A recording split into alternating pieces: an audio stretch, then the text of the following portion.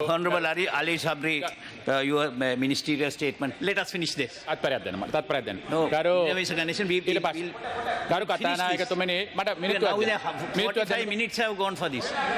මේ මගේ ගරු කතානායකතුමනි වරප්‍රසාද පශ්චාත්කාර රීති ප්‍රශ්නයක් මත මම මේ කතා කරන්නේ. ඊයේ මම පාර්ලිමේන්තුවේ හිටපු නැති වෙලාවේදී අර විදේශ බෙදුම්වාදී බලවේගවල කුලී හේවායෙක් ඉන්නවා මේ පාර්ලිමේන්තුව තුළ කියලා එතුමා මේ රටේ මිනිස්සුන්ව ජාතික ප්‍රශ්නය විසඳන්නට හරි අකමැති. එතුමාට ඕනේ මේ ප්‍රශ්නය උඩුදුවාගෙන ගිහිල්ලා හැමදාම දේශපාලනය කරන්න. කවුරු හරි ඒක විසඳන්න උත්සාහ කරනවා නම් ඒකට සම්පූර්ණයෙන්ම විරුද්ධයි.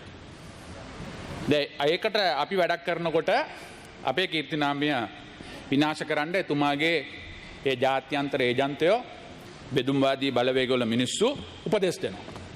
කුලී හේවායෙක්. එතුමා එල්ල එතකොට කාහිනවා. ඊයේත් කැස්සා. එතුමාට මම කියන්නට ඕන ඊයේ කියලා තියෙනවා අද පත්තරවලත් තියෙනවා මම දුන්නලු හිටපු ජනාධිපති ගෝඨාභය රාජපක්ෂ මහත්මයාට නිවසක් රජයට අවුත්. එහෙම නිවසක් දෙන්න පුළුවන්ද මට? මං කවුද නිවස් දෙන්න? මම කවදාවත් මම මේ රස්සාවක් හැටියට දේශපාලනය තෝරගෙන ආපු මිනිහෙක් නෙවෙයි. මම අමාරුවෙන් හදාගත්ත ටැක්ස් ගෙවලා හදපු ගෙයක් තියෙනවා. ඒ ගෙදර මං ජීවත් වෙන්නේ. එක දිනයක්වත් මම රජයේ නිවස්වල ජීවත් වෙලා නැහැ. මම කවදාවත් රජයේ නිවස්වල ජීවත් වෙලා නැහැ. සමහර වෙලාවට පිට රටින් එන නිලධාරීන් තානාපති නිලධාරීන්වට ආගන්තුක සත්කාර කිරීම සඳහා සහ අනිකුත් අවශ්‍යතාවයන් සඳහා හිටපු විදේශ අමාත්‍ය කරු ජීඑල් පීරිස් මැතිතුමා හිටපු නිවසේ විතරයි මං ඉඳලා තියෙන්නේ. එතකොට මම හිටපු නිවසක් කාටවත් දීලත් නැහැ. එම දෙන්න හැකියාවකුත් නැහැ. මේ පාර්ලිමේන්තු වරප්‍රසාද වලට යටත් වෙලා මේ වගේ තුට්ටු දෙකේ කතා කියන්න හැකියාවක් නැහැ.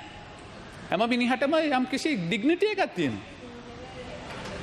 Just because you get some instruction from your operators in other countries who are operating with an agenda to divide Sri Lanka, revive separatism and mislead another generation of the Sri Lankans who have lost everything in this country. This is not fair to use this privileges of this parliament to do so. Particularly someone who had contested this parliament election under Mr. Mahinda Rajapaksha's government, under the government of Mr. Rajapaksha, where Mr. Gotabaya Rajapaksa was the defense secretary who led the operation against the LTTE, who brought peace to this country. He can't misuse the floor here. So therefore, I'm saying I'm dismayed. My father used to tell me those days, quoting Winston Churchill, දෙපැත්තේ බුරණ බල්ලන්ට නැවතිලා ගල් ගහන්න ගියොත් කවදාවත් තමන්ගේ මේ ගමන යන්න බෑ කියලා. එහෙනම් මම ඊට පස්සේ මේ බුරණ බල්ලන්ට ගල් ගහන්න යන්නේ නැහැ. නමුත් මේ සත්‍ය తত্ত্বය හෙලිකරව් කරන්නට ඕන. මොන මේ වගේ බොරු කියන්න කොනවද තියෙන හැකියාව? කවුද ලයිසන් දීලා තියෙන්නේ? කවුද මේගොල්ලන්ට ලයිසන් දීලා තියෙන්නේ? මම කවුද? මට පුළුවන් ද රජයේ නිවස් කාට හරි දෙන්න? ඒක අහලා බලන්නට ඕනේ ඒක ලබා දීපු අයගේ.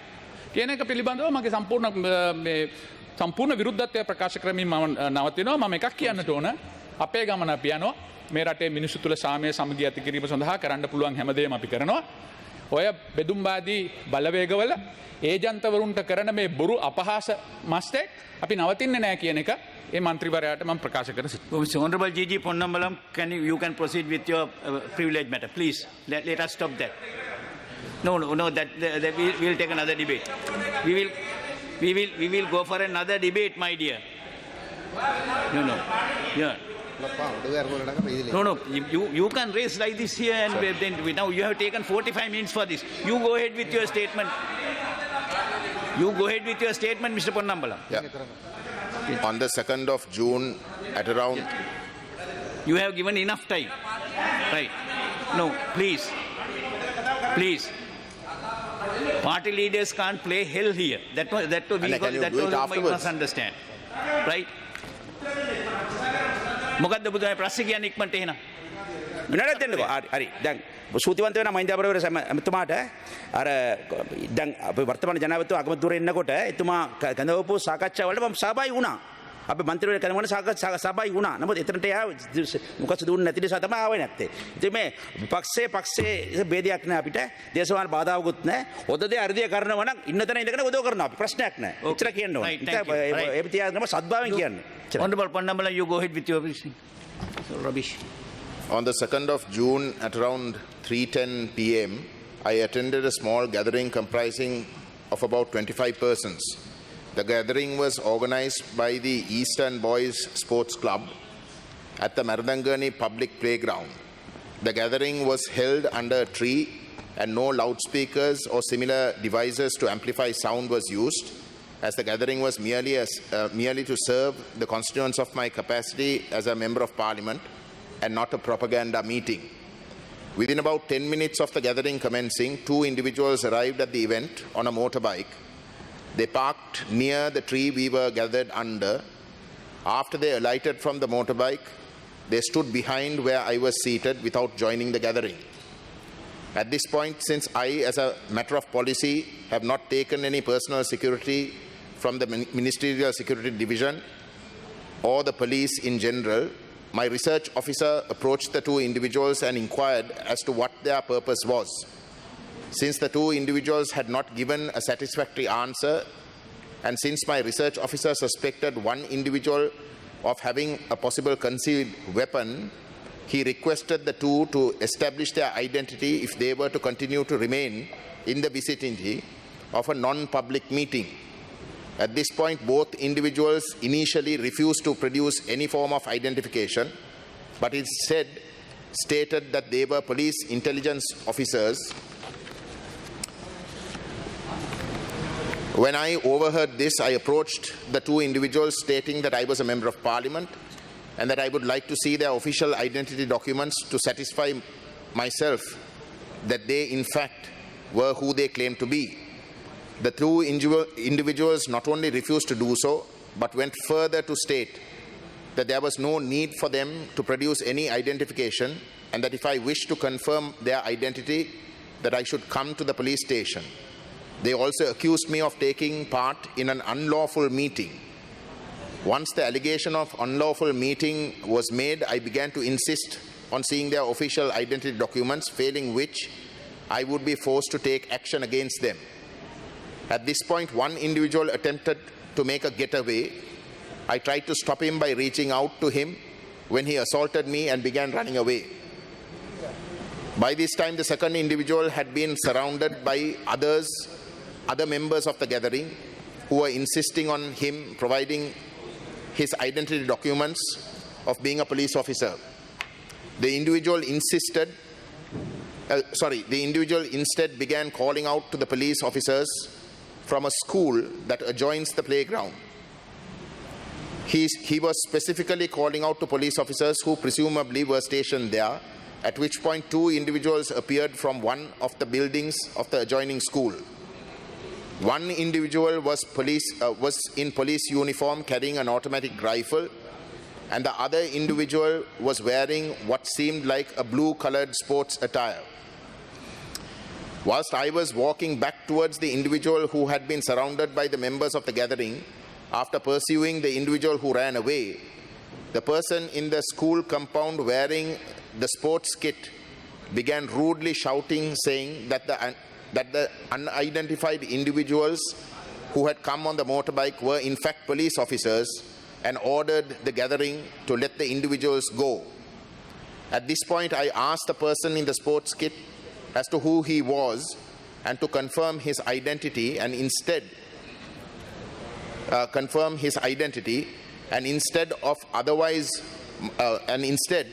if not, mind his own business, as he had no authority to get involved in what was happening in the playground.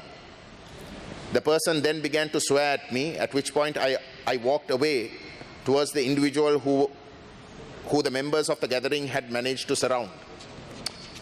At this point, several members of the gathering began alerting me simultaneously that the person in the school compound wearing a sports kit had drawn a pistol and had proceeded to load it and was aiming it in my direction. There was some commotion for a few minutes, at which point a police vehicle began to enter the playground. A uniformed officer alighted from the vehicle and immediately began to shout out, saying that the persons who had come on the motorbike were police officers and that we had no business restraining them, and ordered us to let them go.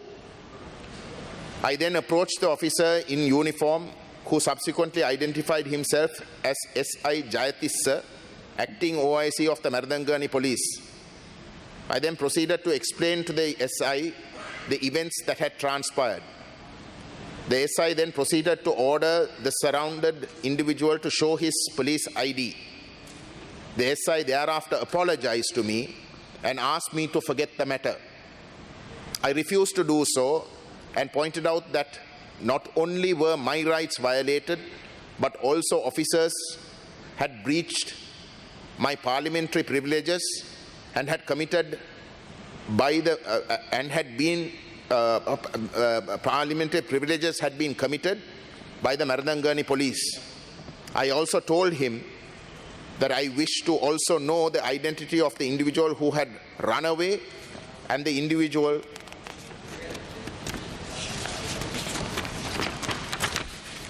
in the school compound wearing the sports kit, as they had committed offences against me and the others, where one had assaulted me and the other had aimed a loaded gun at me. The SI then stated that the individual wearing the sports kit had nothing to do with the incident. When I insisted on knowing his identity, the SI asked me to come to the Maradangani Police and to make the statement there. I then declined to go to the Maradangani Police Station, as members of the station had committed major offences against me that included pointing a loaded gun. I told the SI that I am prepared to make any statement immediately on the spot, but not at the Maradangani Police. I stated this as I feel a threat to my life by the Maradangani Police, who have been acting in a hostile, life-threatening way. The SI then left the premises. Subsequently, at 3:30 p.m. on the 5th of June, the OIC Maradangani contacted me requesting my cooperation in recording a statement regarding the June 2nd incident. I informed the OIC that I was on the way to Colombo to attend Parliament sessions and that I will be returning to Jaffna on the 12th of June and that I will make the statement on the 12th afternoon or any date convenient thereafter. The OIC also informed me that the Speaker, Honourable Speaker, you had been informed.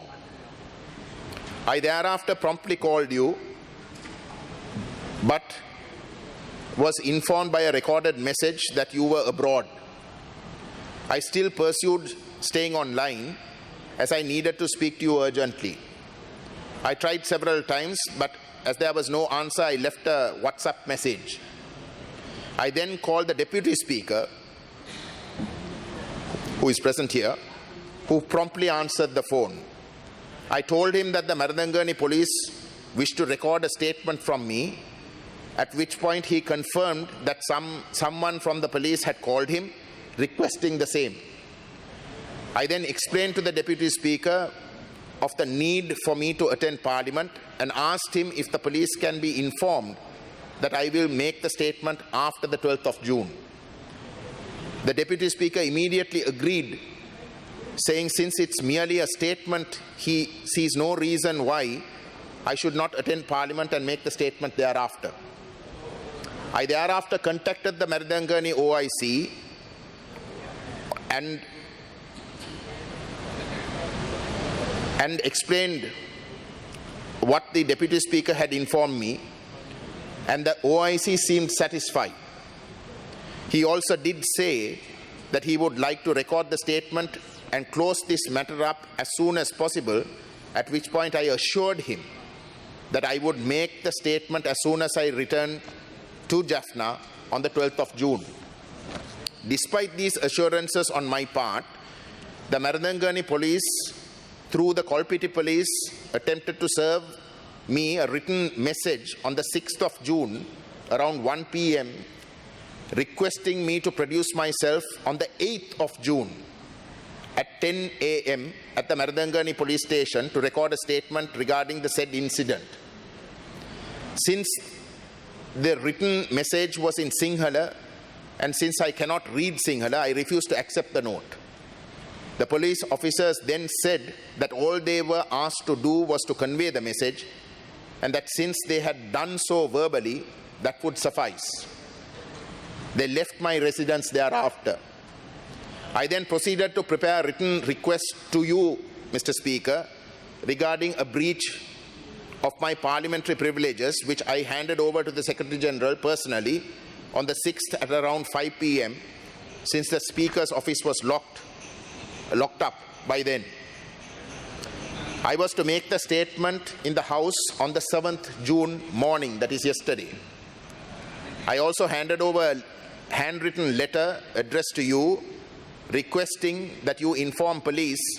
I will make myself available to record a statement on the 12th of June or soon after. Subsequently, at around 8:30 p.m. on the 6th of June, the Kolpiti police arrived at my Colombo residence with the earlier written message and a Tamil and English translation of which again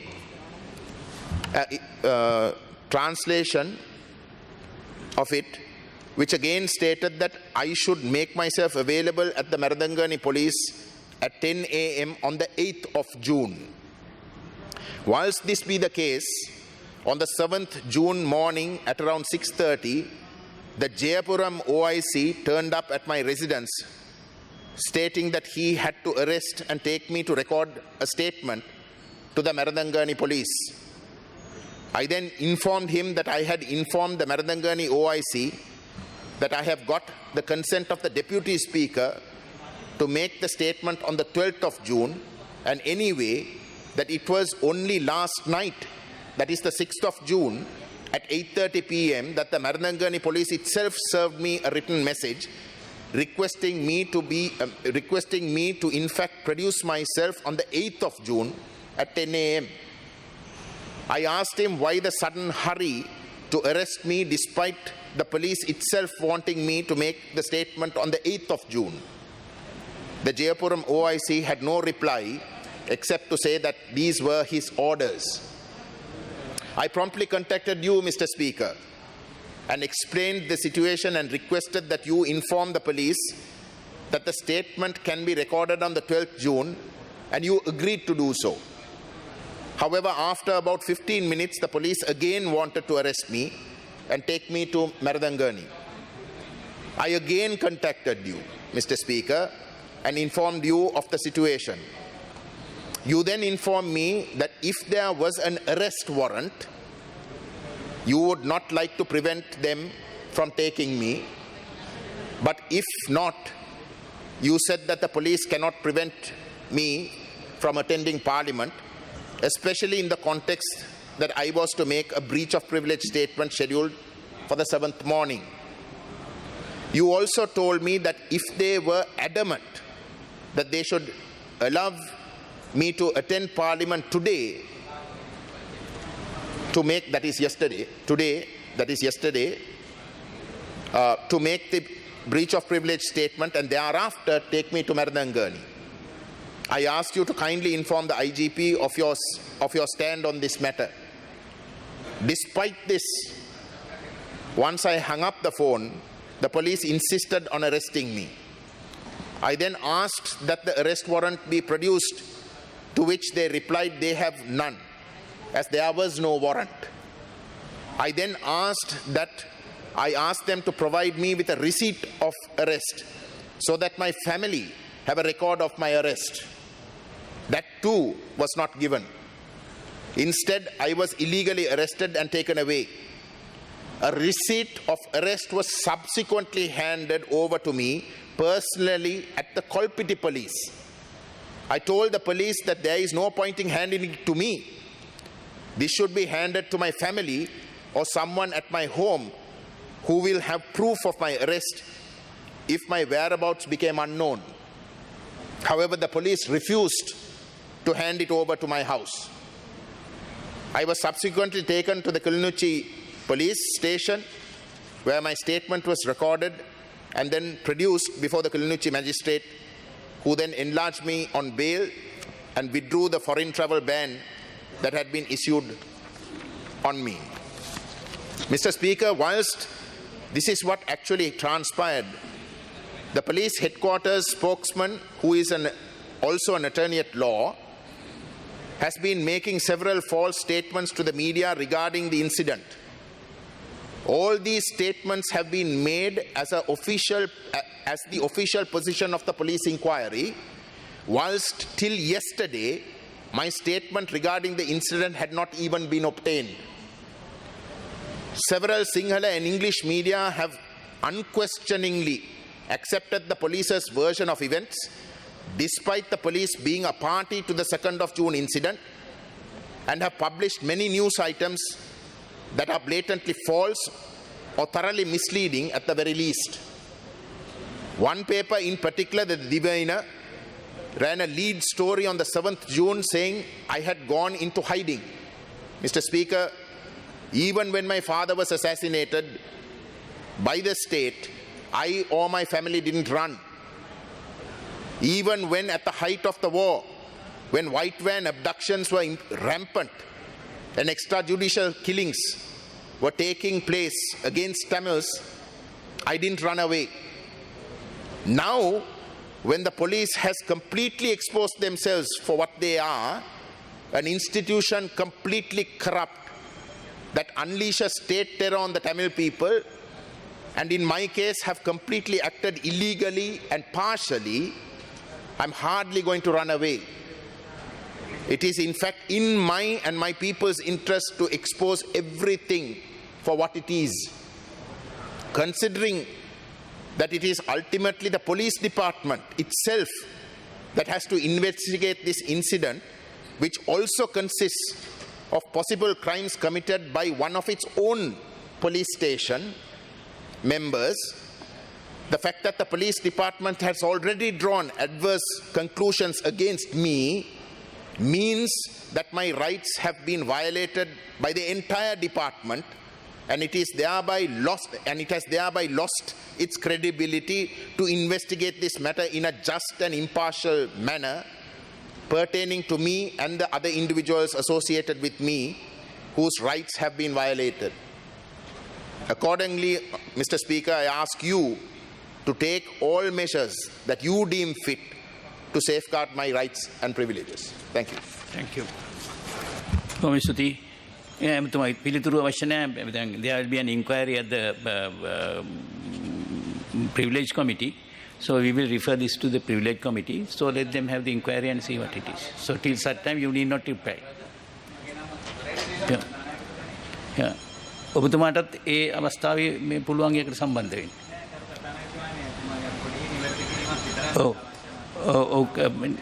එතුමා මට කතා කරාට පස්සේ මම එතුමාට මේ කියන්නේ පොලිසියේ සහකාර පොලිස් අධිකාරිතුමා මට කතා කළා සිද්ධිය ගිහින් දැනුම් දුන්නා.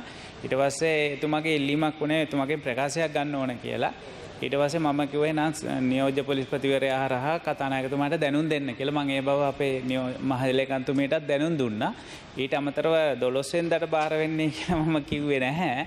මම කිව්වේ ප්‍රකාශයක් දීලා තියෙනම් කරුණාකරලා ඒ ප්‍රකාශය දෙන්න යන්න කියලා. ඒ කාරණා ප්‍රිවිලේජ් ඒ වගේම මම ඔබතුමා නීතිඥයෙක් නේ. ඒ නිසා මට වඩා හොඳට නීතිය දන්නවා ඒකට මුණ දෙන්න කියලා. ප්‍රිවිලේජ් කමිටියකදී ඒ කාරණා මතු කරන්න පුළුවන්. බොහොම ස්තුතියි. ප්‍රධාන වැඩ කටයුතු ආරම්භයේ දිනට නියමිත කටයුතු.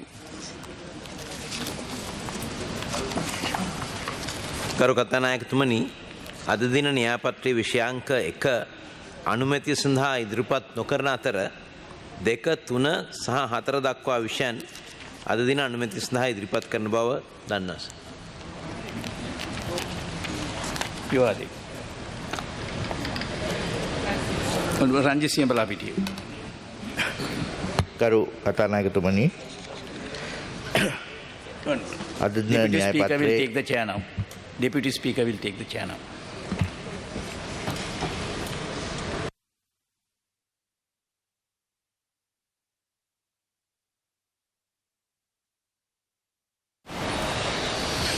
ගරු ඇමතුමා. ගරු නියෝජ්‍ය කතානායකතුමනි, අද දින න්‍යායපත්‍රයේ අංක 2ට සඳහන් කරුණ පිළිබඳ මේ ගරු සභාවට පැහැදිලි කරන්න මම කැමතියි. 2021 අංක 30 දරන විසර්ජන පනත යටතේ නියමය. විශේෂයෙන්ම මේ යටතේ අපි ඉදිරිපත් කරලා තියෙන්නේ අත්තිකාරම් ගිලුමේ සීමාවන් වෙනස් කිරීම. ඔබතුමා දන්නවා රාජ්‍ය වියදම් කිරීමේදී සමහර දෙපාර්තමේන්තු සමහර ආයතන වලින් රජයට යම්කිසි ආදායමක් බලාපොරොත්තු වෙන වියදමත් එක්ක. එවැනි වියදම් සඳහා අපි අත්තිකාරම් ගිලුමක් පාවිච්චි කරනවා මෙය තුලනය කිරීම සඳහා.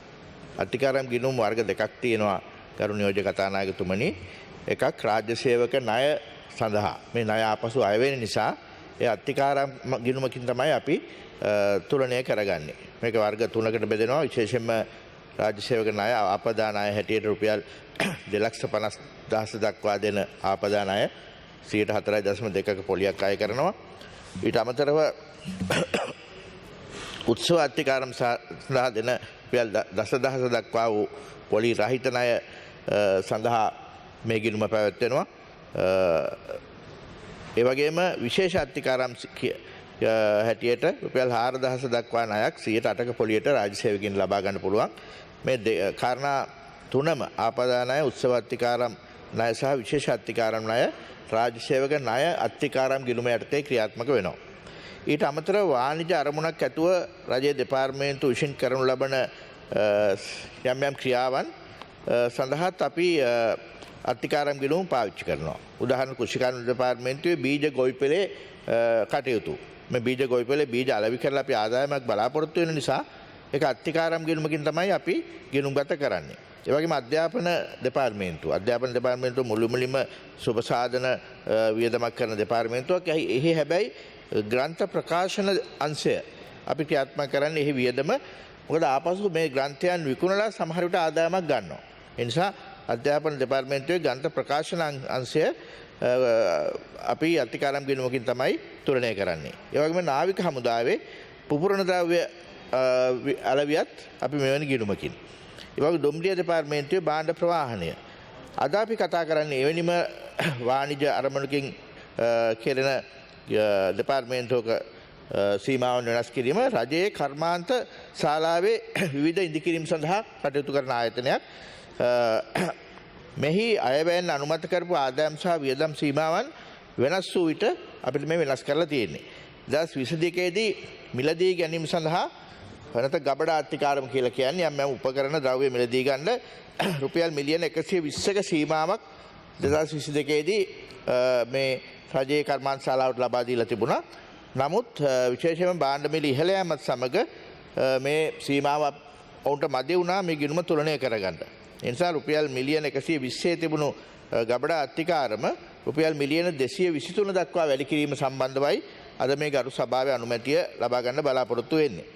ඒ වගේම ගෙවීමට ඇති මේ රජයේ කර්මාන්ත ශාලාවේ රජයේ වැඩ දෙපාර්තමේන්තුව 2022 ගෙවීමට ඇති බැරකම් සීමාව රුපියල් මිලියන 30 තිබුණේ. ඒ සීමාවත් මදි මේක පවත්වාගෙන යන්න විශේෂයෙන්ම මේ භාණ්ඩ මිල වැඩිවීමත් එක්ක ඒ රුපියල් මිලියන 30 බැරකම් සීමාව රුපියල් මිලියන 38 දක්වා වැඩි කරන්න අවසරය තමයි අද මේ ගරු සභාවෙන් අත්තිකාරම් ගිණුම් වල සීමාවන් වෙනස් කිරීම යටතේ 2021 අංක 30 විසර්ජන පනතේ නියමය පරිදි අපි සභාවට යොමු කරලා ඉල්ලා සිටින ගරු නියෝජ්‍ය කතානායකතුමනි. ඒ වගේම මට ලැබී තියෙන වෙලාවේ මම අද බලාපොරොත්තු වෙන විශේෂයෙන්ම කතා බහට ලක් වෙන රාජ්‍ය බදු ආදායම් පිළිබඳ. අපි දන්නවා අපි විශාල අභියෝගයකට මුහුණ දීලා තිබුණා. ලෝකයේ අඩුම රාජ්‍ය ආදායම දල දේශීය නිෂ්පාද්‍ය සාපේක්ෂව ලෝකයේ අඩුම රාජ්‍ය ආදායම තිබුණු රට හැටියට වාර්තා වුණා අපි 2022 දී. දල ජාතික දේශීය නිෂ්පාද්‍ය සාපේක්ෂව 8%යි GDP එකට සාපේක්ෂව අපේ ආදායම තිබුණේ. ඒක ලෝකේ ඉතාම අඩු තත්ත්වයක්. 8%යි ආදායම 20%ක් වියදම. ඉතින් මේ දෙක තුලනය කර ගැනීමේ ප්‍රශ්නය තුල තමයි අපි පහුගිය කාල සීමාව තුළ දැවැන්ත අරගලයක දැවැන්ත ප්‍රශ්නයක රටේ නිර්මාණ වුණු විශාල මේ ව්‍යසනයක ආර්ථිකමය වශයෙන් මුහුණ දුන්නේ. දැන් අපි ඒක ක්‍රමක්‍රමයෙන් මේ රාජ්‍ය ආදායම වැඩි කරගෙන යනවා. මේ සතියේ කතාබහට ලක් වෙන කරුණක් ගරු නියෝජ්‍ය කතානායකතුමනි විශේෂයෙන්ම සැමට බදු ලිපිගොනුවක් ලබා දීම පිළිබඳ. 2023 අයවැය යෝජනාවලදී මුදල් අමාත්‍යවරයා හැටියට ජනාධිපතිතුමා ඉදිරිපත් කරපු කරුණක් තමයි සැමට බදු ලිපිගොනුවක් අපි ලබා දෙන්න යනවා කියලා. අවුරුදු 18ට වැඩි. මේක ලෝකයේ බොහෝ දියුණු රටවල තියෙන තත්ත්වයක් ගරු නියෝජ්‍ය කතානායකතුමනි. ඒකෙන් කිසිසේත්ම අදහස් වෙන්නේ නැහැ මේ හැම කෙනාගේම බදු ගන්න යනවා කියලා. අපි දන්නවා බදු ගෙවන්න බැරි පුරවැසියෝ තමයි මේ රටේ වැඩිපුර ඉන්නේ. අපි ඔවුන්ට උදව් කළ යුතුයි. හැබැයි ඔහු පුරවැසියෙක් හැටියට මේ යම්කිසි ජාතික හැඳුනුම්පතට එහා ගිය ඔහුගේ තොරතුරු සම්පින්ඩනයක් සහිත හඳුනා ගැනීමක් මේ තුලින් කරන්න පුළුවන් කියලා අපි බලාපොරොත්තු වෙනවා. බොහෝ රටවල ලෝකේ බැංකුවකට ගියත් රාජ්‍ය කාර්යාලයකට ගියත් යම්කිසි ෆෝර්මයක් රජය වෙනුවෙන් පෙරෙව්වත් ඔහු ඉස්ලාම් සඳහන් කරන්න වෙලා තියෙන්නේ ඔහුගේ බදු ලිපිගණුවේ අංකය. ඒ ඔහු බදු ගෙවන්නෙක් වෙන්න අවශ්‍ය නැහැ. ඔහු පුරවැසියෙක්ගෙන් පමණයි ඒකට අවශ්‍ය. යම් දවසක ඔහු ශක්තිමත් ආර්ථිකමය තත්ත්වයකට ආවොත් එතනින් එහාට ඔහු බදු ගෙවන්නේ ඒක යටතේ. හැබැයි එතෙක් ඔහුට අවශ්‍ය රජයේ සුබසාධනය ලබා දෙන්නෙත් ඒ යටතේ කියන එක අපි පැහැදිලි කරන්න අවශ්‍යයි. මොකද මේකට විවිධ අර්ථකථනයන් ලබා දෙන අවස්ථාව මම දැක්ක නිසා මේක කියන්න අවශ්‍යයි ගරු නියෝජ්‍ය කතානායකතුමනි. දැන් අපේ බදු සංයුතිය ගත්තොත් අපි මේ කාරණාව ආරම්භ කරන 2022 මැද භාගයේ වෙන විට අපේ බදු සංයුතිය කොහොමද අපේ මුළු රාජ්‍ය ආදායමේ බදු කොටස හැදිලා තියෙන්නේ. මේකෙන් අපි හැමදාම අවුරුදු 50ක් තිස්සේ කතා කරන කාරණාවක් අපි කියනවා 80%ක් හැම විටකම තියෙන්නේ වක්‍ර බදු. 20%ක් තමයි ඍජු බදු. මේක ඊටාම පැහැදිලි දැන් හැම කෙනාම මේක දන්නවා. වක්‍ර බද්දකින් අදහස් වෙන්නේ ඒ භාණ්ඩයකට හෝ සේවාවකට තමයි වක්‍ර බද්දක් පනවන්නේ. ඒ භාණ්ඩය හෝ සේවාව මිලදී ගන්නා කෙනා මොන ආදායම් තරාතිරමක ආදායම් පන්තියක හිටියත් ඔහුගෙන් ඒ බද්ද අය වෙනවා. ඒ නිසා ඒක සාධාරණ බද්දක් හැටියට බදු න්‍යාය අනුව ගණන් ගන්න බෑ. ඍජු බද්දක් කියලා කියන්නේ ගෙවිය හැකි පුද්ගලයෙක්ගෙන් ඔහුගේ ආදායමෙන් ඔහුගේ මුදල් පසුම්බියෙන් කෙලින්ම ගන්න බද්දක්. ඒක සාධාරණ බද්දක්. ගෙවීමේ ශක්තිය තියෙන. හැබැයි අපේ රටේ තිබුණේ මේ අර අසාධාරණයි කියන එහෙම නැත්නම් වක්‍ර බද්ද හැම කෙනාම ගෙවන බද්ද 80%ක්. දැන් උදාහරණයක් ගත්තොත් 2022 බදු ආදායම අපි කියනවා රුපියල් බිලියන 2000කට ආසන්නයි. හරියාකාරව කිව්වොත් රුපියල් බිලියන 1979ක්.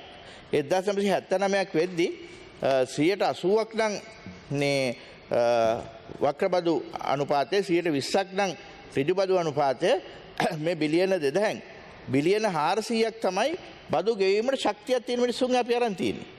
අනිත් බිලියන 1600ම ගෙවලා තියෙන්නේ මේ සියලු සමස්ත ජනතාව. ඒක ඉන්න පුළුවන් ඊටාම් ශක්තිමත් අය, ඊටාම මධ්‍යස්ථ අය, ඒ වගේම එදා වේල ජීවත් වෙන්න බැරි මිනිස්සුන්ට අපි මේක ගන්නවා මේ බිලියන 1600. මෙන්න මේක වෙනස් කිරීමේ සටනක් මේ රාජ්‍ය ආදායම සොයා ගැනීම වාගේම මේ සංයුක්ත වෙනස් කිරීමේ සටනක අපි නියැලිලා ඉන්නවා ගරු නියෝජ්‍ය කතානායකතුමනි. දැන් අද තත්ත්වේ අපි උපයන විට ගෙවීමේ බද්ද හඳුන්වා දීලා දැන් ක්‍රියාත්මක කිරීම තුළ අර මම කිව්ව බදු මුළු බදු ප්‍රමාණයෙන් 80%ක් වෙtti වක්‍ර බදු ප්‍රමාණය දැන් 70%ක් වෙලා තියෙනවා ගරු නියෝජ්‍ය කතානායකතුමනි. දැන් ඍජු බදු ප්‍රමාණය 30% දක්වා වර්ධනය වෙලා තියෙනවා. ඒ කියන්නේ අර රුපියල් බිලියන 2000ක් හොයනකොට රුපියල් මේ බිලියන 1600ක් වෙtti ප්‍රමාණය දැන් අපි අඩු කරගෙන තියෙනවා අයින් 10%ක්. ඒ කියන්නේ බිලියන 200කට ආසන්න ප්‍රමාණයක් අර මෙතෙක් අය වෙච්චි මෙතෙක් එක අය වුණේ ඒ බිලියන 200 මේ 80යි 20 අනුපාතයේ තියෙද්දි 70 30ට එන්න පෙර ඒ බිලියන 200ත් අය වුණේ සමස්ත ජනතාවගෙන්. ඒ කියන්නේ අපි ගමු මේ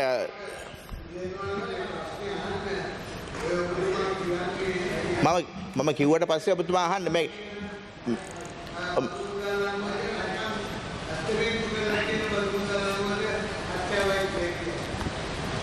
නෑ අපි අපේ බදු ආදායම ගරු නියෝජ්‍ය කතානායකතුමනි බිලියන 1979ක් අපි 2022 රජයට ලැබිලා තියෙනවා. ඒ 1979න් අපි 80%ක්ම පහුගිය වර්ෂයේ හැටියට අපිට ගන්න පුළුවන් වුණේ වක්‍ර බදු වලින් 20%යි ඍජු බදු. හැබැයි මේ අවුරුද්දේ මේ මාස ගත වූ මාස පහේ බලනකොට අපි 70%ක් පමණයි අරන් තියෙන්නේ වක්‍ර බදු වලින්. 30%ක් අපි අරන් තියෙන්නේ ඍජු බදු වලින්. ඒ කියන්නේ අපි ගිය අවුරුද්දට සාපේක්ෂව බැලුවොත් මේ 70ක් කියලා කියන්නේ අපි බිලියන 1600ක් අරන් තියෙන සමස්ත ජනතාවගෙන්. සමස්ත ජනතාව කියන්නේ එක වේලකට රුපියල් 10000ක් වියදම් කරන කෙනාගෙනුත් අපි ගන්නේ ඔහු පරිහරණය කරන ද්‍රව්‍ය අනුව එක සමාන බද්දක්. අර එදා වේල කන්න නැතුව දවසට වේල් 3න් 2ක් කන පොල්සම් බෝලේ බතයි කන කෙනාගෙනුත් අපි ගන්නේ එක සමාන බද්දක්. මෙන්න මේක වෙනස් කරන්න තමයි බදු සංයුතය වෙනස් කිරීමේ ව්‍යායාමයක අපි යෙදෙන්නේ. ඒ නිසා දැන් අපි මේ 70යි 30යි කියන කාරණාව ඉදිරියේදී අපි බලාපොරොත්තු වෙන මේ තත්ත්වය ක්‍රියාත්මක කරපුවාම 60යි 40ට ගෙනියන්න. 60ක් ඍජු බදු 40ක් 60ක් මේ වක්‍ර බදු 40ක් ඍජු බදු. ඒ කියන්නේ ඒ තත්ත්වය යටතේ නම් 2022 බදු ව්‍යුහය ක්‍රියාත්මක වුණේ බිලියන 2000ක් හොයනකොට බිලියන 400කට ආසන්න ප්‍රමාණයක් අර සාමාන්‍ය ජනතාව දරපු එදිනදා ඔවුන්ගේ මේ ද්‍රව්‍යයන් මිලදී ගැනීමේදී ඔහු දරපු බදු බරෙන් බිලියන 400ක් යනවා ගෙවිය හැකි අයගේ බදු බරට. ඉතින් මේක තමයි බදු කරන එක සමානාත්මතාවය නැත්නම් මූල ඔවුන් සාධාරණ කියන මූල ධර්මයත් එක්ක අපි පුළුවන් තරම් මේ බද්ද ගලපන්න උත්සාහ කරනවා. ඒ නිසා අපේ උත්සාහය එක් පැත්තකින් අපි ඔබතුමාලා හැමදාම කතා කරන සාධාරණ සමාජයක් සඳහා බදු ක්‍රමය කොහොමද උපයෝගී කරගන්නේ. ඒ නිසා මේ 2022ට සාපේක්ෂව බැලුවොත් 2023 අපි මේ ඉදිරිපත් කරන ඍජු බදු ප්‍රමාණය වර්ධනය කර ගැනීම තුළ 2022 ආදායමම නම් අපි ගත්තේ 2023 දී 2022 තුළ බිලියන 400ක් සමස්ත ජනතාව අතර බෙදී ගිය දුප්පත්ම පන්ති අතර බෙදී ගිය බිලියන 400ක මුදල මේ වර්ෂ අවසාන වෙනකොට යන්නේ බදු ගෙවිය හැකි ශක්තිමත් ආර්ථිකයක් තියෙන මිනිසුන්ගේ පසුම්බියට. ඉතින් මෙන්න මේ සඳහා අපි අලුත් මේ චක්‍රලේඛයක් පසුගිය 31 වෙනිදා ඉදිරිපත් කරා. ඒක කතා බහට ලක් කරනවා. ඒ ගැන මම කියන්න හිතුවේ. ඉතින් අපි දැක්කා ගරු නියෝජ්‍ය කතානායකතුමනි 2022 බැලුවොත් ඒක පුද්ගල ආදායම අපේ රටේ ඩොලර් 3268යි. මුළු ආදායම පුද්ගලිකෙන් බෙදපුවාම එන ගාණ. මේක රුපියල් වලින් බැලුවොත් 10,60,654යි. හැබැයි අපේ තියෙන්නේ බදු ලිපිගුණ සංඛ්‍යාව කීයද? 2,05,200යි. මේක වෙන්න බෑ. මේක ඉතා වැරදි මේ තත්ත්වයක්. අඩුම ගානේ ඩොලර් 3,268ක් ඒක පුද්ගල ආදායමක් තියෙන රටක අපේ තියෙන මේ බදු සීමාවන් අනුව අඩුම ගානේ බදු ලිපිගුණ දශලක්ෂයක් තියෙන්න අවශ්‍යයි. එහෙනම් අපේ ගෙවිය හැකි විශාල පිරිසක් ගෙවන්නේ නැහැ. මෙන්න මේ කණ්ඩායමත් එක්ක තමයි අපි සාකච්ඡා කරන්න අවශ්‍ය. මේ සමාජයේ සැබෑ ශක්තිමත් පුරවැසියෙක් හැටියට රාජ්‍ය ආදායමට දායක වෙන්න කියන එක. යන්නේ සඳහා තමයි නව ගැසට් පත්‍රයක් මැයි මාසේ 31 වෙනිදා ඉදිරිපත් කළේ. මේ ගැසට් පත්‍රය අනුව අපි අර කිව්වනේ ගරු නියෝජ්‍ය කතානායකතුමනි හැම වැඩිහිටි අවුරුදු 18 වැඩි පුරවැසියෙකුටම බදු ලිපිගණුවක් හඳුන්වා දෙනවා කියලා. අපි මේ කාණ්ඩ දෙකකට බෙදලා තියෙනවා ගරු නියෝජ්‍ය කතානායකතුමනි. ජූනි මාසේ 1 වෙනිදා ඉඳලා කාණ්ඩ 14කට මේ බදු ලිපිගණුව ආරම්භ කිරීම සඳහා අපි යෝජනා කරනවා. පළවෙනි එක වෛද්‍ය ආඥාපනතේ 105 වෙනි පරිච්ඡේදය යටතේ පිහිටවන ලද ශ්‍රී ලංකා වෛද්‍ය සභාවේ ලියාපදිංචි වී ඇති වෘත්තිකයන් සියලු දෙනා. දොස්තර මහත්තුරු. මේ අපේ සමාජය හැටියට කැපී පෙනෙන ආදායමක් ලබන පිරිස මේ අපි කියන්නේ. දෙක 1959 අංක 23 දරන පනත යටතේ සංස්ථාපිත ශ්‍රී ලංකා වරලත් ගණකාධිකාරී ආයතනයේ සමාජිකයන්. චාර්ටර්ඩ් ඇකවුන්ටන්ට් මහත්තුරු. තුන්වෙනි එක 2009 අංක 23 දරන පනත යටතේ සංස්ථාපිත ශ්‍රී ලංකා වරලත් කළමනාකරණ ගණකාධිකාරී ආයතනයේ සමාජිකයන්. අංක 4 1968 අංක 17 දරන පනත යටතේ සංස්ථාපිත ශ්‍රී ලංකා ඉංජිනේරු ආයතනයේ සමාජිකයන්. 5 ශ්‍රී ලංකා වෘත්තීය බැංකුකරුවන්ගේ සංගමයේ සමාජිකයන්. 6 1970 අංක 1 දරන ශ්‍රී ලංකා වාස්තු විද්‍යාඥයන්ගේ ආයතන පනත යටතේ සංස්ථාපිත ශ්‍රී ලංකා වාස්තු විද්‍යාඥයන්ගේ ආයතනයේ සමාජිකයන්. 7 2007 අංක 20 දරන පනත යටතේ සංස්ථාපිත ශ්‍රී ලංකා ප්‍රමාණ සමීක්ෂකයන්ගේ ආයතනයේ සමාජිකයන්. 8 ශ්‍රී ලංකා ශ්‍රේෂ්ඨාධිකරණයේ ලියාපදිංචි නීතිඥ මහතුරු. 9 ප්‍රාදේශීය ලේකම් කාර්යාලවල සිය ව්‍යාපාර ලියාපදිංචි කර ඇති පුද්ගලයන්. 10 මෝටර් රථ ප්‍රවාහන දෙපාර්තමේන්තුවේ වාහන ලියාපදිංචි කර ඇති විශේෂයෙන් කියන්න ඕනේ ත්‍රිරෝද රථ යතුරුපැදි සහ අත්‍රැක්ටර් හැර ත්‍රිරෝද රථයක් ලියාපදිංචි කරාට යතුරුපැදියක් මොටර් සයිකලයක් ලියාපදිංචි කරාට අත්‍රැක්ටරයක් ලියාපදිංචි කරාට අපි මේ ලිපි ගොනුව මේ වාර විවෘත කරන්නේ නැහැ නියෝජ්‍ය කතානායකතුමනි. ඊට එහා ගිය වාහනයක් ලියාපදිංචි කරන අය බදු ලිපි ගොනුවක් විවෘත කළ යුතුයි. ඊට අමතරව 11 වෙනි කාරණාව 2018 අප්‍රේල් 1 වෙනි දින හෝ ඊට පසු ශ්‍රී ලංකාවේ ඕනෑම නිශ්චල දේපලක් මිලදී ගත්තෝ පැවරුම් ඔප්පුවක් යටතේ අත්පත් කරගත් පුද්ගලයන් දේපල අත්පත් කරගන්න අය. 12 ඕනෑම සේවක අර්ථසාධක අරමුදලක් සඳහා සේවාදායකයාගේ සේවා යෝජකයා යන දෙපාර්ශ්වයේම මාසික දායකත්වයේ එකතුව රුපියල් 20000ක් ඉක්මන සේවකින්. ඒ කියන්නේ සේවා යෝජකයා අවම වශයෙන් 112ක් ගෙවන්න ඕන 108ක් සේවකයාගෙන්. ඒකවල 20000කට වැඩි ගෙවනවා කියන්නේ ලක්ෂයකට වැඩි මාසික පඩියක් ලබන අය. ඊටත් අමතරව නියෝජ්‍ය කතානායකතුමනි පළාත් පාලන ආයතනයෙන් ගොඩනැගිලි සැලැස්මක් සඳහා අනුමැතිය ලබා ගන්නා පුද්ගලයන්. ඊළඟ අවසාන එක 14 ශ්‍රී ලංකාවේදී ඕනෑම සේවාවක් සැපයීම තුළින් මාසකට රුපියල් ලක්ෂයක් හෝ වර්ෂයකට රුපියල් 12 ලක්ෂයකට වැඩි ගෙවීමක් ලබන ඕනෑම පුද්ගලයෙක්. මේ කණ්ඩායම් 14 තමයි අපි ජූනි මාසයේ පළවෙනිදා ඉඳලා බලපෑත් වෙන පරිදි ලියාපදිංචි කරන්න යන්නේ ආදායම් බදු ගෙවීම සඳහා. මීට අමතරව මේ අපි මේ දවස්වල වාර්තාවක් සකස් කරගෙන යනවා ගරු නියෝජ්‍ය කතානායකතුමනි ජනාධිපතිතුමාට දෙන්න අපේ රාජ්‍ය ආදායම ශක්තිමත් කර ගැනීම සඳහා ඒක අපි විශේෂයෙන් සඳහන් කරලා තියෙනවා. දැන් මේ වෙනකොට පාර්ලිමේන්තුවේ 225 සඳහාම අපි බදු ලිපි ගොනු විවෘත කරන්න කටයුතු කරලා තියෙනවා. මේ නිතර සමාජයෙන් අහනවනේ. එතනින් නවතින්නේ නැහැ. අපේ යෝජනාව දේශපාලනයට පිවිසෙන සියලු දෙනා. ඔව් එන්න පුළුවන් පළාත් සභාව වෙන්න පුළුවන් ප්‍රාදේශ සභාව නැත්නම් පළාත් පාලන ආයතනයකට වෙන්න පුළුවන්. පිවිසෙනවා කියන එක නීත්‍යානුකූලව අපි අදහස් කරන්නේ නාම යෝජනා බාර දෙනවා. නාම යෝජනා බාර දෙනකොට දැනට නීතියක් තියෙනවා. ඔහුගේ වත්කම් බැරකම් ප්‍රකාශ ඉදිරිපත් කළ යුතුයි. අපි දැන් ගේන යෝජනාව තමයි ඔහු බදු ලිපි ගොනුත් ආරම්භ කරන්න ඕනේ. එපමණක් නෙවෙයි අමාත්‍ය කාර්ය මණ්ඩල වලට පිවිසෙන සමාජිකයින්. ඔවුනුත් බදු ලිපි ගොනුවක් විවෘත කරන්න ඕනේ. මේ සමාජයට මඟ පෙන්වීමක් නැත්නම් සමාජයේ කුකුසක් ඇති වෙන්න දෙන්න බෑ මේ රාජ්‍ය ආදායම ඇති කිරීම සම්බන්ධව. අපි මේ යෝජනා දෙක ගේනවා. ඒ වගේම ලබන අවුරුද්දේ ජනවාරි 1 වෙනිදාන් පස්සේ මේ අවුරුදු 18ට වැඩි පුද්ගලයන්ට බදු ලිපි ගොනුවක් හඳුන්වා දෙනවා. ඒකෙනුත් අදහස් වෙන්නේ නැහැ. නැවත මම කියන්නේ ඒ සියලු දෙනාගෙන් ආණ්ඩුව ගන්න නෙවෙයි හදන්නේ. ආණ්ඩුව මුදල් දෙන්නෙත් ඒ ලිපි ගොනුව හරහා ගරු නියෝජ්‍ය කතානායකතුමනි. මේ මෙතෙන් විශේෂයෙන්ම කියන්න අවශ්‍යයි. දැන් මේ හුඟක් අය විවිධ ප්‍රශ්න අහනවා මේ බදු ලිපි ගොනු ගැනීම ඇති. මොකද අපේ රටේ අනියත බියක් තියෙන හැම වෙලේම බදු සම්බන්ධ ලියුමක් ආවත් අපි බය වෙනවා. ඒ ගැන කතා කරත් බය වෙනවා. අපි වහාම හොයාගෙන යනවා. ඒකට උපදේශකෙක් හොයන්න ගිහිල්ලා අපි විශාල වියදමක් අනවශ්‍ය වියදමක් දරන වෙලාවලුත් තියෙනවා. ගෙවන්න තියෙන බද්දාගේ 4 ගුණයක් අපි ගෙවනවා උපදේශයක් ගන්න කායෙන් හරි. නිසා මෙන්න මේ බීතියත් අපි නැති කරන්න අවශ්‍යයි. අපි මේ අලුතෙන් බදු ලිපි ගොනුවක් හඳුන්වා දෙන කෙනෙක්ගේ අපි කතා කරන්නේ විශේෂයෙන්ම 22 23 වර්ෂයේ ඔහු ලැබපු ආදායම් සහ වියදම ගැන. ඒ වගේම අපේ රටේ තියෙන්නේ නියෝජ්‍ය කතානායකතුමනි ස්වයං ඇස්තමේන්තු බදු ක්‍රමයක්. අපි ඔහුගේ මුලින්ම අහන්නේ ඔහුටම ලබා දෙනවා ඔහුගේ ආදායම වියදම අලාභය ලාභය මේවා පෙන්වා දෙන්න. ඒවට යම් එකඟතාවයක් ඇති නුවණොත් විතරයි ආදායම් බදු දෙපාර්තමේන්තුව ඒ ගැන ඔහුත් සමග කතා කරන්නේ. නිසා තමන් හරියාකාර තමන්ගේ ගිණුම් පවත්වාගෙන යනවා නම් මේකේ ගැටලුවක් වෙන්නේ නැහැ. අපි මේ අලුත් ලිපි ගොනුවක් විවෘත කරාට පස්සේ අපි කතා කරන්නේ මේ වර්ෂයේ 2022 23 වර්ෂය සඳහා වූ ආදායම් වියදම් ගැන පමණයි.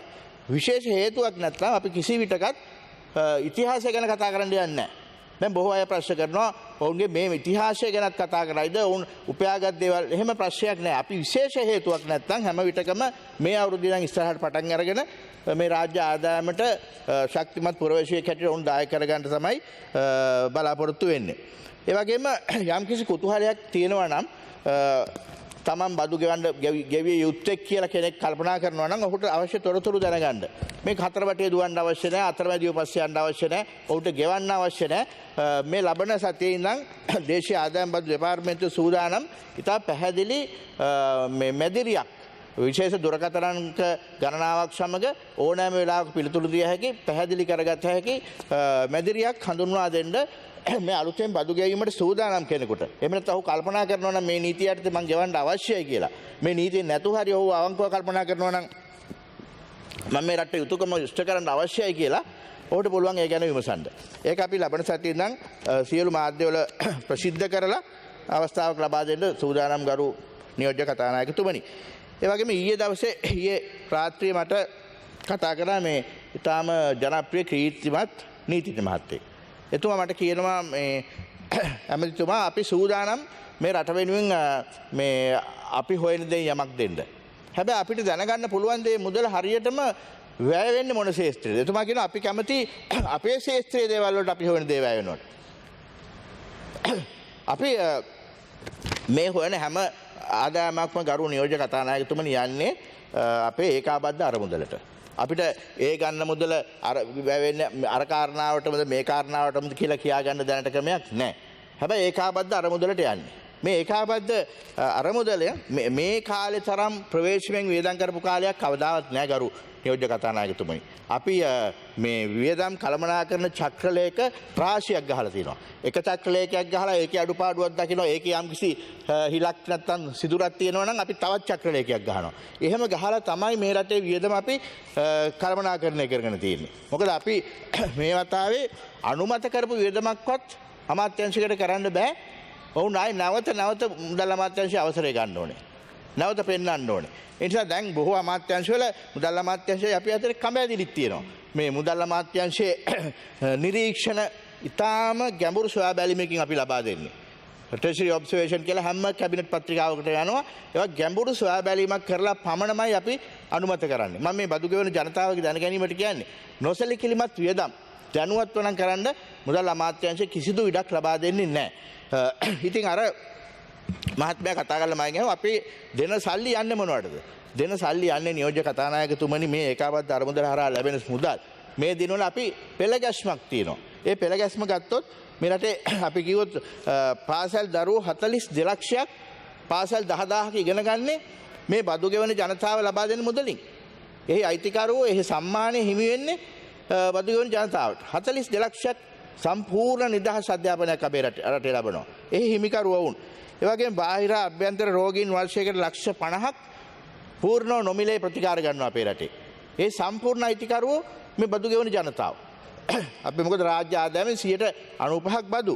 අපි පවුල් ලක්ෂ 25කට ආබාධිත පවුල් අපි කියනවා විශේෂ හැකියාව නැති ජනතාව කියලා හඳුනාගත නොහැකි හේතු මත වකුගඩු රෝගයට භාජන වෙච්ච අය අවුරුදු 70කට වැඩිහිටියන් බලපුවම ලක්ෂ 25ක් පවුල් සඳහා ඔවුන් ජීවත් වෙන්නේ බදු ගෙවන ජනතාව ගෙවන මුදලින්. මේව මොනවද වෙන්නේ කියලා අපි දැනගන්න අවශ්‍යයි. මේ ඇතුළු සියලු සමාජ සුබසාධනයට පමණක් නෙවෙයි අනිත් සියලු රාජ්‍ය වියදම් වල 95ක අයිතිකරුවන් බදු ගෙවන ජනතාව. ඒ නිසා එහි සම්මානය අයිතිය දැන් මේ අපි විවිධ ආගම් අදහනවනේ කරු මේ නියෝජ්‍ය කතානායකතුමනි බෞද්ධ වෙන්න පුළුවන්, හින්දු වෙන්න පුළුවන්, ඉස්ලාම් වෙන්න පුළුවන්, කතෝලික හැම ආගමකම අපිට කියනවා යුතුයකමක් හැකි ආකාරයෙන් උදව් ලැබිය යුත්තන්ට උදව් කරන්න කියලා. ඉතින් මේවා තමයි මේ සිද්ධ වෙන්නේ. ඒ ආගම් අදහන් නැති වුණත් හෘද සාක්ෂියක් අපිට තියෙනවා. අපිට යම්කිසි ශක්තියක් තියෙනවා නම් අපේ සහෝදර ජනතාව වෙනුවෙන් යමක් කළ යුතුද නැද්ද කියන එක. ඒ නිසා මේ සියල්ලෙදිම නීත්‍යානුකූල මේ තමන්ගේ හැකියාව අනුව බදු ගෙවන්නෙකු වීම මම දකින්නේ ශක්තිමත් පුරවැසියෙක්ගේ යුතුයකමක්. ඒක ලෝකේ හැම රටකම තියෙනවා. දැන් සමහරු අපේ රට ගැන කතා කරලා නෑ අපි මේ රට ඇරලා යනවා කියනවා. ගිහිලා බලන්න පුළුවන් ලෝකේ කොයි රට දියුණුයි කියන හැම රටකම බදු අය කිරීම විශේෂයෙන්ම පුද්ගල බදු අය කිරීමේ සංයුතිය අපිට වඩා ඉහළ තැනක තියෙන්නේ.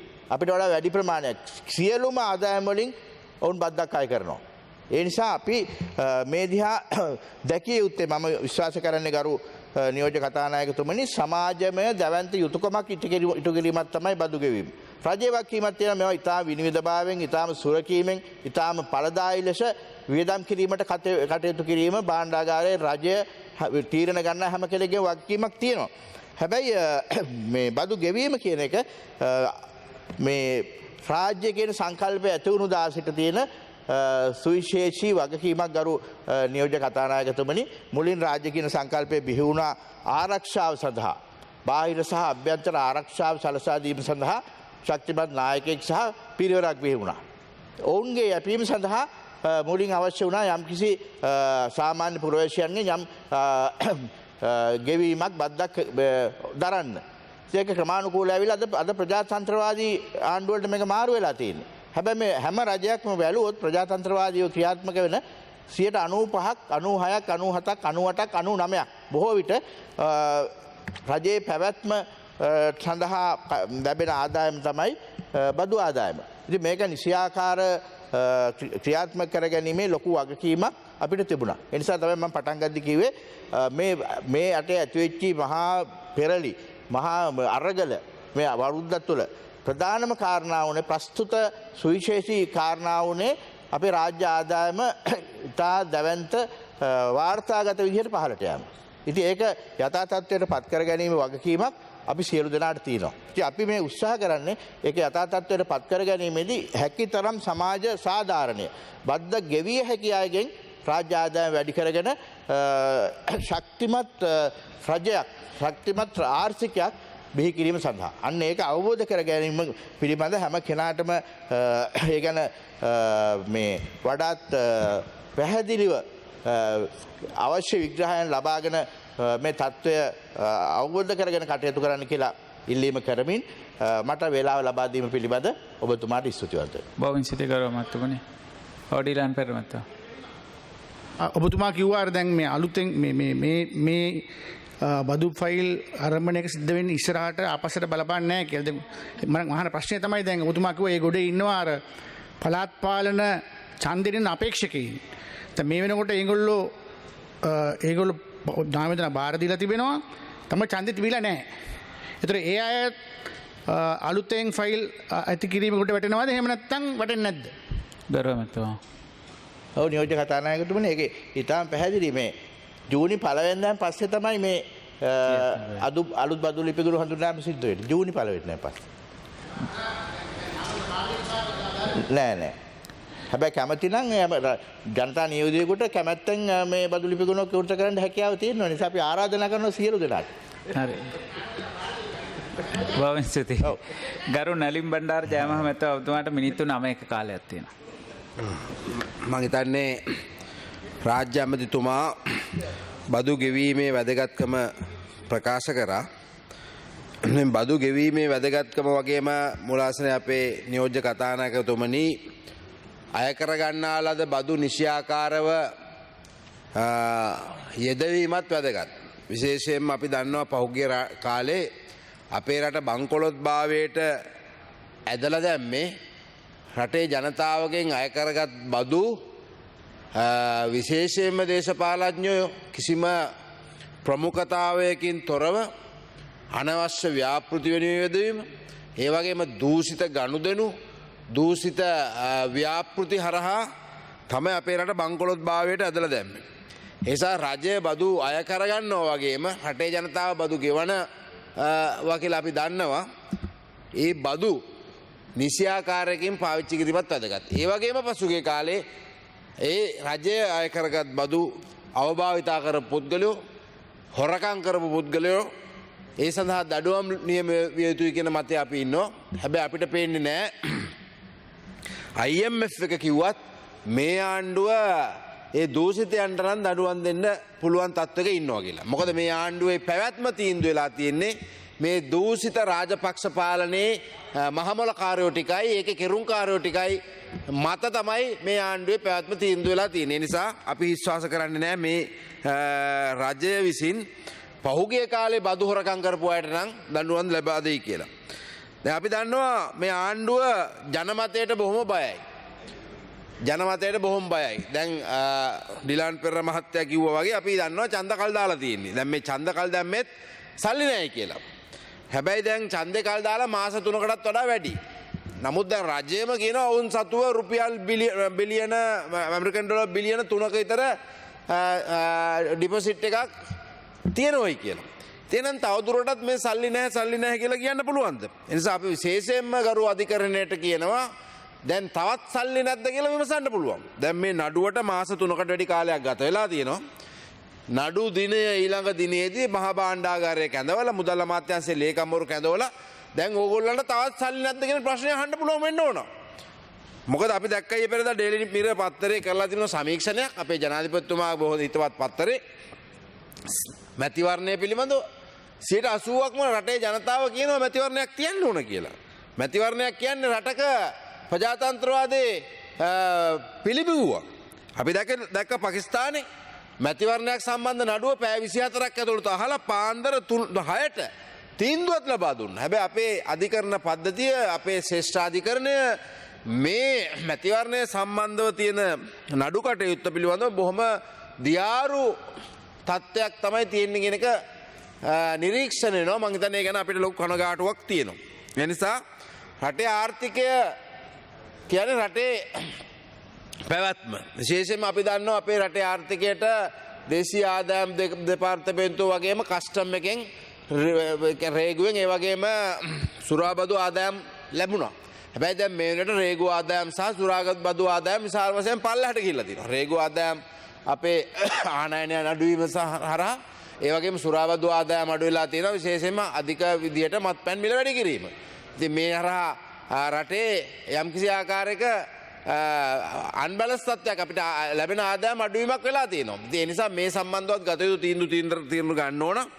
ඒ වගේම අපි දැක්කා අපේ රටේ නඩු කටයුතු ගැන කතා කරද්දී අපේ නීතිය ගැන කතා කරද්දී මේ ඊයේ පෙරේදා ඊයේත් මම දැක්කා මේ පාර්ලිමේන්තුවේ වාඩි වීමට සුදුසුකම් නොලබන മന്ത്രിතුමියක් බොහෝම ආවේගයෙන් කතා කරනවා.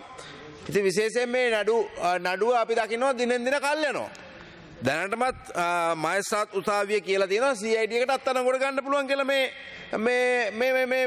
රටේ නීතියට පටහැනිව හොර පාස්පෝර්ට් හදන් ඉන්න മന്ത്രിතුමියව. හැබැයි ගජේන්ද්‍ර කුමාර් පොන්නම්බලුම් මහත්තයව ගන්න තියෙන හදිස්සිය අපි දකින්නේ නැහැ. මේ മന്ത്രിතුමිය සම්බන්ධව රටේ නීතිය ක්‍රියාත්මක වෙනවා. විශේෂයෙන්ම ආගමන පාලකවරයා නොවැම්බර් මාසේ අපේ මුජිබුර් රහමන් මන්තුමා මේ සම්බන්ධව පාර්ලිමේන්තුවේ මේක සභාගත කරා.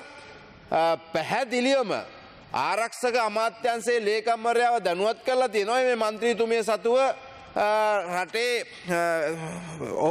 මන්ත්‍රීතුමිය 2004 සිට බ්‍රිතාන්‍ය පුරවැසිභාවය ලබාගෙන සිටින පාස්පෝර්ට් එකක් පාවිච්චි කරනවා කියලා. එතුමියේ පුරවැසිභාවය අයින් කරා කියලා කිසිම ලිපියකින්ලක් නැහැ කියලා. ඒ වගේම එතුමිය මේ පාර්ලිමේන්තුවේත් මහලේකම්වරයාගේ ඉල්ලීම පරිදි නැවත පාස්පෝර්ට් එකක් ලබා ගන්න කටයුතු කරලා තියෙනවා. ඉතින් මේ හරහා කතානායකතුමාගෙත් ලොකු වගකීමක් තියෙනවා. මේ වගේ පාර්ලිමේන්තුවේ මහලේකම්වරයාත් දන්න මේ රටේ සෑමදෙනාම නීතිය ඉදිරියේ අපි මේ මොනතරම් කල්මැරුවත් ලංකාවේ පුරවැසිභාවයක් නැති മന്ത്രിවරියක් මේ සභාව තුළ ඉඳගත් අයිතියක් නැති മന്ത്രിවරියක් ආරක්ෂා කරනවා නම් මේ පාර්ලිමේන්තුවත් මම හිතන්නේ ඒක ගැලපෙන්නේ නැහැ. මම මේ එදා මුජිබුර් රහමන් මහත්මයා නොවැම්බර් මාසයේ සභාගත කරපු ලිපිය මම අදත් සභාගත කරනවා. ඒ නිසා වහාම මේ මන්ත්‍රීතුමිය සම්බන්ධව මේ ආරක්ෂා කරන්නේ නැතුව අර ගීතා කුමාරසිංහ මහත්මියට කටයුතු කරා වගේ මේක නීති අපිට පෞද්ගලික ප්‍රශ්න නැහැ මන්ත්‍රීතුමිය සම්බන්ධව.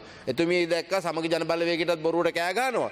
අපි කූට ලේඛන හැදුවයි කියලා. හැබැයි මේ හිරු වැඩසටහනක චමුදිත කියන අපේ මාධ්‍යවේදියා ළඟම එතුමිය කිව්වා මම ඉල්ලා ස්ත්‍රීමේ ලිපියක් දීලා තිනවා කියලා. මේ සභාවට ඇවිල්ලා ඊයේ බොරු කියනවා. ඉතින් දිව දෙකක් තියනවාද කියලා නම් මම දන්නේ නැහැ එතුමියට. ඒ නිසා අපි බොහොම පැහැදිලිව කියනවා අද මේ රටේ නීතියයි පාර්ලිමේන්තුවයි දෙකම හැල්ලුවට ලක් වෙනවා.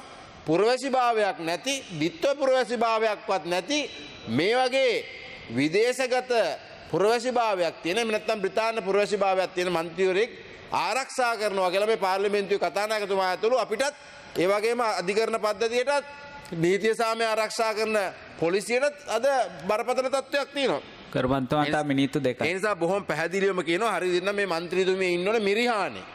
මිරිහානේ තමයි තියෙන්නේ ඔය වගේ පුරවැසිභාවය සම්බන්ධව නෛතිකව කටයුතු නොකරපු අයට තියෙන නිවස්නේ. ඉතින් මිරිහානේ ඉන්න ඕන മന്ത്രിතුමිය මේ සභාව ඇතුළට ඇවිල්ලා තව තර්ජන ගර්ජනත් කරනවා පාර්ලිමේන්තු මන්ත්‍රීවරුන්ට. ඒ නිසා අපි හැබැයි වගකිය යුතු විපක්ෂයක් විදිහට අපි කියනවා කවුරු හරි පුද්ගලයෝ මේ වගේ මේ ආණ්ඩුවේ තියෙන බලතල පාවිච්චි කරලා මේ වගේ පොදුවේ කටයුතු කරන්න ඕන නීතිය කඩ කරලා කටයුතු කරනවා නම් අපි අනාගතයේ අපේ රජයක් යටතේ අයට දඬුවම් ලබා දෙනවා. ඒ නිසා ඒකත් මතක් කරමින් විශේෂයෙන්ම ගරු නියෝජ්‍ය කතානායකතුමනි අද රටේ ලිපිගනු විවෘත වෙනවා බොහොම හොඳයි. මම පුද්ගලිකව සතුටු වෙනවා සියලු දෙනාට බදු ලිපිගනුවක් තියෙනවා නම් හොඳයි කියලා.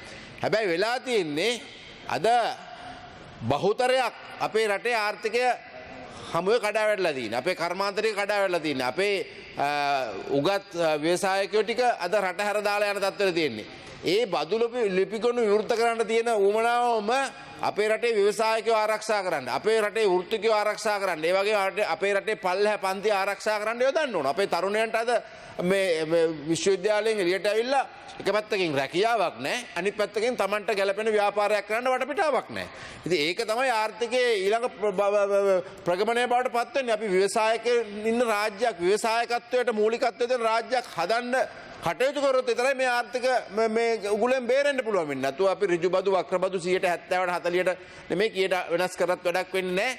අපි ව්‍යවසායකයෝ නිර්මාණය කරන්න ඕන. අද විශ්වවිද්‍යාලයෙන් එළියට එන තරුණයෙකුට වටපිටාවක් නැත්නම් අපි අපේ රටේ ව්‍යවසායකයෙක් ඉදිරියට ඉස්සරහට එන්න, ආයෝජකයෙක් ඉදිරියට ඉස්සරහට එන්න මේ රටේ ඉන්න තරුණ තරුණියෝ අපේ රට හැර දාලා යනවා. ඒ වගේම රට ආණ්ඩුවට විරුද්ධව මොනතරම් බලය පාවිච්චි කරත් ඔවුන් උද්ඝෝෂණය කරන්න, කැරලි ගහන්න, අරගල කරන්න කටයුතු කරනවා.